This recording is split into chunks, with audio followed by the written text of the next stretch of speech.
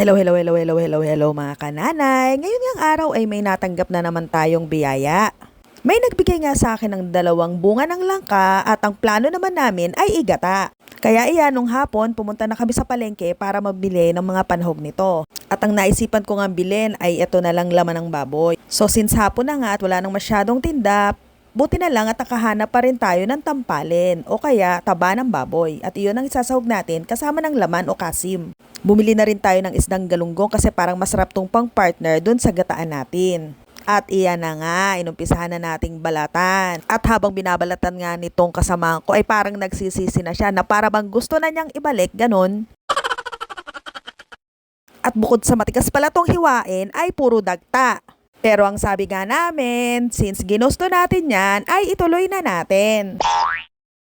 At buti na lang talaga at to the rescue tong si Ate Gina. Sabi niya awang-awa na daw siya sa mga pinaggagawa namin kaya siya na lang daw ang magtutuloy ng pagbabalat at paghihiwa ng langka. At habang hinihiwa nga ni Meowsy itong mga bawang at sibuyas, ginawa ko naman ay pinagmantika ko na itong nabili naming karne ng baboy. At pagkatapos ay ginisan niya na to na hindi na namin napindot yung video ng camera.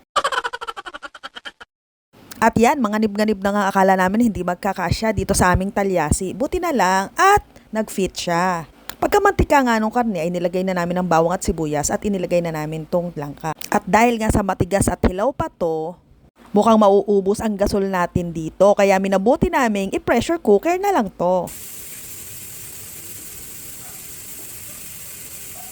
At yan, after 5 minutes ay successful naman ang pagpapalambot nito. Nung pinapalambot nga pala namin to ay nilagyan ko na ng isang malaking Coco Mama na gata at konting tubig para hindi naman matuyo ang ilalim nito. At iyan, dito na tayo nag-umpisa ng pagtitimpla. Nilagyan natin ng bagoong, vetchin, sili, at iba pang pampalasa. Depende na rin sa'yo kung gusto mong lagyan ng patis, paminta, at depende na rin sa panlasa mo. Eka nga ay tansya-tansyameter lang. At naglagay rin nga pala ako ng 2 pirasong nor pork cubes. At iyan, nagdagdag pa rin tayo ng gata. Bali, isang malaking gata pa ang inilagay ko. At habang pinapakuluan ko nga ay naglagay din ako ng suka para hindi siya mabilis mapanis.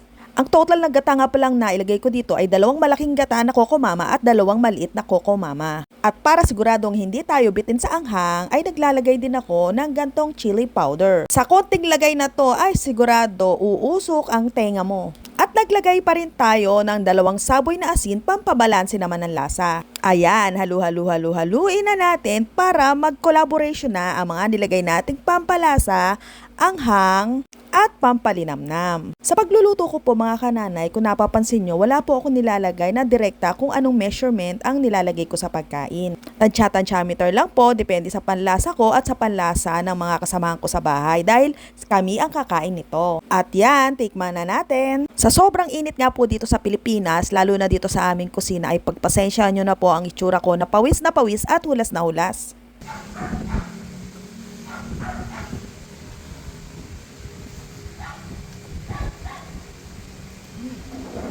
Ay na, malambot na. Tsaka yung anghang. Tama na.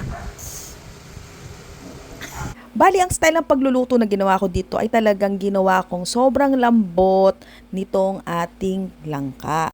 Yung para bang texture nung baboy, yung nasa lechon, yung hibla-hibla ng laman, ganon. Sa itsura nga ng pagkakaluto mo, parang iisipin mo na karnito ng baboy. Yun lang, sana ay nag-enjoy kayo sa panonood at kain na tayo!